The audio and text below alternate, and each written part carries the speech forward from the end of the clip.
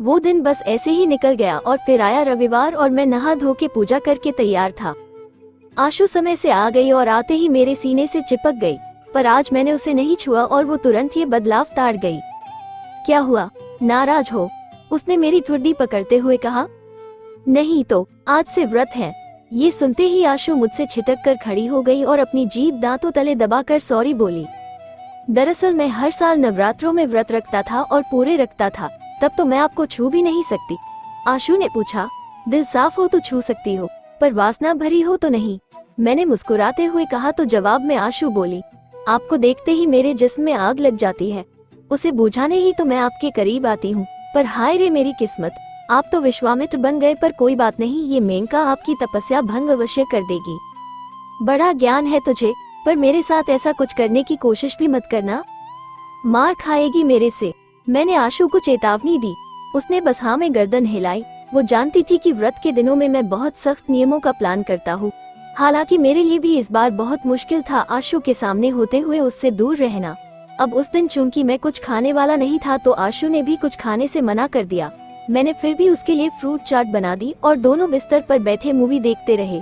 वो पूरा हफ्ता वही रूटीन चलता रहा, जॉब ढूंढना, शाम को आशु से मिलना और फिर घर आकर सो जाना। बुधवार को ही घर से बुलावा आ गया और गुरुवार की शाम में और आशु गांव चले गए। घर में सब जानते थे कि मेरा व्रत है, तो माँ ने मेरे लिए दूध बनाया था जिसे पीकर मैं सो गया। शनिवार को घर में पूजा हुई और मेरा व्रत पूर्ण हुआ। फिर दबा के हलवा पूरी खाए। शाम को मैं छत पर बैठा था कि आशु आ गई। अच्छा, अब तो आपको छूने की इजाजत है मुझे? घर में सब मौजूद है तो ज्यादा मेरे पास भटकना भी मत, मैंने कहा। तो आशु मुंह फुला कर चली गई। मैं जानता था कि मुझे उसे कैसे मनाना है, पर आज नहीं कल। शाम से लेकर रात तक आशु मुझसे बात नहीं कर रही थी और मुंह फुला कर घूम रही थी। मैंने एक दो बार उससे बात करनी चाही तो वो बिदक कर चली गई। खाना परोसकर मुझे देने के टाइम भी वो अपनी आंखों से मुझे अपना गुस्सा दिखा रही थी। खाना खाने के बाद वो बर्तन धो रही थी और उसके बर्तन धोना खत्म हो गया था। वो उठने लगी, तभी मैंने अपना जूठा गिलास उसे दिया तो वो बुदबुदाते हुए बोली, अब घर में आपको सब नहीं दिख रहे जो मुझे गिलास दे रहे हो? मैं बस मुस्कुराया और वापस आंगन में सबके साथ बैठ गया। रात को सब एक एक कर अपने कमरों में चले गए, बस मैं, भाभी और आशु ही रह गए थे। भाभी का कमरा नीचे था तो वो मेरे सामने से इठलाते हुए गई, जो कि आशु ने देख लिया और गुस्से में तमतमाते हुए गिलास नीचे फेंका। भाभी ने उसे ऐसा करते हुए नहीं देखा, बस आवाज सुन के उस पर चिल्लाई, हाथ में खून है कि नहीं? आशु कुछ नहीं बोली और मेरे सामने से होती हुई सीढ़ी चढ़ने लगी। मैं मिनट भर आंगन में टहलता रहा और फिर ऊपर अपने कमरे की तरफ चल दिया। मैं अपने कमरे में घुसकर आशु के कमरे के दरवाजे पर खड़ा होकर उसे पलंग पर सर झुकाए बैठा देखने लगा। मैं 2 कदम अंदर आया और बोला, यार मैं सोच रहा हूँ कि शादी के बाद अपने हाथ पर लिखवा लूं, आशु का आदमी।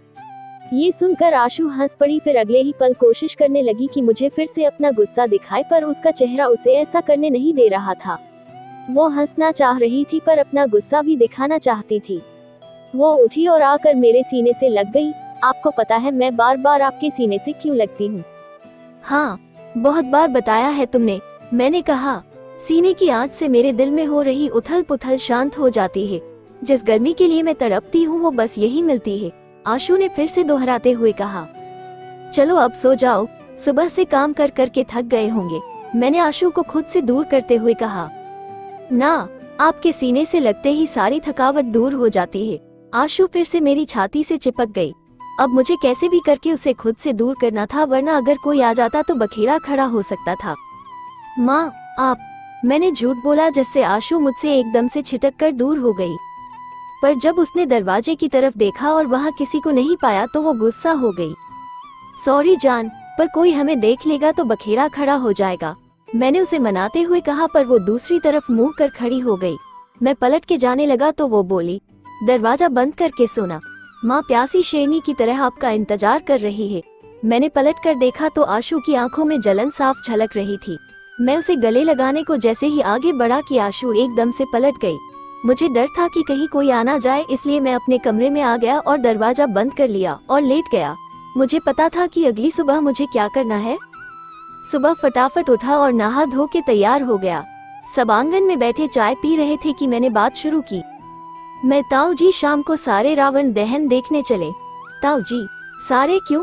तुझे जाना है तो जा, यहाँ अपनी छत से सब नजर आता है। मैं, पर रामलीला भी तो देखनी है। ताऊ जी, नहीं, कोई जरूरत नहीं, वहाँ भीड़ भाड़ में कौन जाएगा।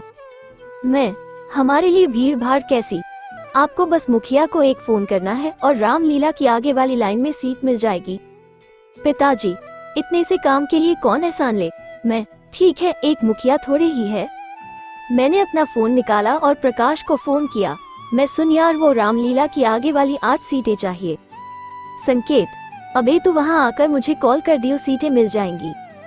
मैंने फोन रखा और ताऊ जी और पिताजी मेरी तरफ हैरानी से देख रहे थे। मैं, हो गया जी सीटों का इंतजाम, अब तो सारे चले। ताऊ जी, बड़े जुगाड़ लगाने लगा है तू। पिताजी, शहर में भी यही करता होगा।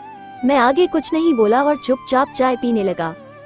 चूंकि हम अयोध्या वासी हैं तो दशहरे पर बहुत धूमधाम होती है। हमारे गांव के मुखिया हर साल इन दिनों में रामलीला का आयोजन जोर शोर से करते हैं। रावण का एक बहुत बड़ा पुतला बनाकर फूंका जाता है, पर हमारे घर का हाल ये था कि कोई भी सम्मिलित नहीं होता था। मैं जब छोटा था तब आशु को अपने साथ ले जाया करता था और वो भी जैसे ही रावण के पुतले में आग लगती तो भाग खड़ी होती। बाकी बची घर की औरतें तो वो छत पर खड़ी हो जाती और पटाखों का शोर सुन लिया करती। इस बार मैंने पहल की थी तो ताऊ जी मान ही गए। ताई जी, माँ और भाभी खुश थी और मैं इसलिए खुश था कि मेरा आशु को मनाने का प्लान कामयाब होने वाला था।